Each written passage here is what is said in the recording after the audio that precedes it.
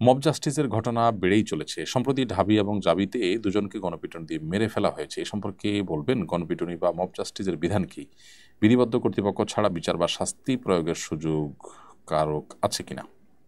দেখুন, ইসলামী দৃষ্টিকোণ যদি আমরা বলি, নবী করিম সাল্লাল্লাহু আলাইহি সাল্লাম যখন মক্কায় ছিলেন আমরা দেখেছি, তখন যেহেতু তিনি সেখানকার অথরিটি ছিলেন না বা সেখানে রাষ্ট্রপ্রধানের দায়িত্বে ছিলেন না, সেখানে কিন্তু যত অন্যায় হয়েছে, যত অবিচার হয়েছে, যত জুলুম হয়েছে, যত শিরক হয়েছে, এর কোনোটিতে তিনি বা তার সাহাবীরা কেউ বিচার করতে যান নাই, শাস্তি দিতে যান নাই অপরাধীদেরকে। বরং সৎ কাজের আদেশ, অসৎ কাজের বাধা প্রদানের মধ্যে তারা সীমিত ছিলেন, দাওয়াতের কাজের মধ্যে সীমাবদ্ধ রেখেছে নিজেদেরকে। এরপর যখন তারা মদিনায় আসলেন, নবী করিম সাল্লাল্লাহু আলাইহি সাল্লাম যখন মদিনা রাষ্ট্রের প্রধান হলেন, সেখানকার প্রধান বিচারপতি তিনি থাকলেন, তিনি সেখানকার বিচার কার্য পরিচালনা করতেন। তার কাছে সবাই সব নালিশ, সব বিচার আচার নিয়ে আসতো, তিনি সেগুলো নিষ্পত্তি করতেন। অর্থাৎ তিনি যখন অথরিটি হয়ে গেলেন, তখন কিন্তু তিনি বিভিন্ন অপরাধের শাস্তি কার্যকর করা শুরু করলেন। শরীয়তে যে দণ্ডগুলো আছে সেই দণ্ডগুলোর তিনি বাস্তবায়ন শুরু করলেন। এবং সেই সাথে সাহাবীদেরকেও কখনো যদি কোনো ব্যক্তি এমন কোনো উক্তি করেছে যার ফলে তার মৃত্যুদণ্ড হওয়ার মতো অন্যায় করেছে এরকম মনে হয়েছে, তখন নবী করিম সাল্লাল্লাহু আলাইহি ওয়াসাল্লামের কাছে তারা বলতেন, হে আল্লাহ রসুল, আপনি আমাকে অনুমতি দিন, আপনি বলুন, তাহলে আমরা তার গর্দান উড়াই দিই, তাকে শাস্তি কার্যকর করি। এখান থেকে আমরা দেখতে পাচ্ছি যে সাহাবী নিজের হাতে কিন্তু আইন হাতে তুলে নেননি। অর্থাৎ অন্যায় করেছে, সাহাবী দেখেছেন চোখের সামনে, তিনি শাসন করতে পারতেন বা শাস্তি দিয়ে ফেলতে পারতেন, কিন্তু তিনি নবী সাল্লাল্লাহু আলাইহি ওয়াসাল্লামকে পারমিশন নিচ্ছেন যে ইয়া রাসূলুল্লাহ, আপনি আমাকে অনুমতি দেন, আমি এটা করি। তার মানে অথরিটির কাছ থেকে অনুমতি নিয়ে তারপর এটি করতে হবে।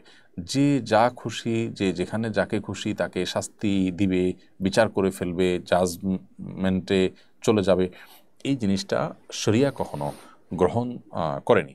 নবী করিম সাল্লাল্লাহু আলাইহি ওয়াসাল্লাম মদিনায় থাকাকালীন সময় যে সমস্ত ঘটনা ঘটেছে, তিনি কাউকে দায়িত্ব দিয়েছেন, কাউকে শাস্তি দেওয়ার জন্য, কিংবা কেউ শাস্তি দিয়ে এসেছেন, নবী সাল্লাল্লাহু আলাইহি ওয়াসাল্লাম সেটাকে অ্যালাউ করেছেন, এগুলো সবগুলো হলো নবী সাল্লাল্লাহু আলাইহি ওয়াসাল্লাম অথরিটি হিসাবে সেগুলোর অনুমোদন দেওয়া বা সেগুলোর নির্দেশ দেওয়া, এর বাইরে অন্য কিছু নয়। অতএব আইন হাতে তুলে নেওয়ার কোনো সুযোগ নেই, একজন মুসলিম সেটি করতে পারেন না। কুয়েত ভিত্তিক বিশ্ববিখ্যাত ফতোয়ার যে এনসাইক্লোপিডিয়া আছে, আল মওসুআ আল ফিকহিয়া আল কুয়েতিয়া, সেই ফতোয়ার এনসাইক্লোপিডিয়ার মধ্যে পরিষ্কার করে লেখা হয়েছে, ওলামা ইকরামের বিভিন্ন মন্তব্য উল্লেখ করার পর, ফতোয়া উল্লেখ করার পর যে ক্যালকুলেশন টানা হয়েছে, সেখানে বলা হয়েছে যে কোনো রাষ্ট্র ক্ষমতার অধিকারী ব্যক্তিরা ছাড়া, অর্থাৎ অথরাইজড ব্যক্তিরা ছাড়া, যে কেউ শরিয়ার কোনো দণ্ডবিধি, কেউ চুরি করেছেন, কেউ জেনা করেছেন, সেগুলো শাস্তি কার্যকর করতে যাবেন না। যদি এগুলো অবাধে যে কেউ কার্যকর করতে চান, তাহলে দিন শেষে একটা অস্থিরতা সমাজে তৈরি হবে। আপনার কাছে মনে হবে আমি দোষী, আমার কাছে মনে হবে আপনি দোষী, তো আপনাকে আপনি আমাকে মারলেন, দিন শেষে সমাজে বিশৃঙ্খলা হবে। এই জন্য এটা কোনো অবস্থাতে জায়েজ নাই। মব জাস্টিসের নামে যেটি হচ্ছে সেটা একেবারেই গর্হিত কাজ।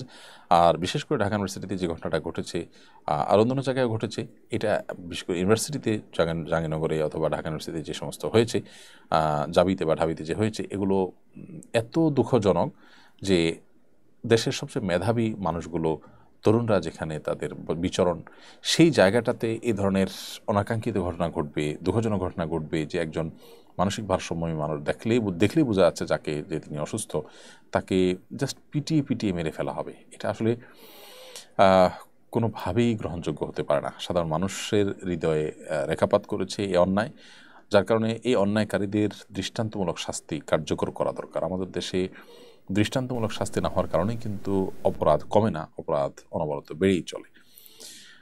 অতএব আল্লাহ তাআলা আমাদেরকে হেদায়েত দান করুন, আমরা যেন কেউ আইন নিজের হাতে তুলে নেওয়ার যে অপচেষ্টা, সেটা যেন আমরা না করি। সেটা যদি আমরা করি, তাহলে দিন শেষে আসলে ভালো কিছু সেখান থেকে হবে না।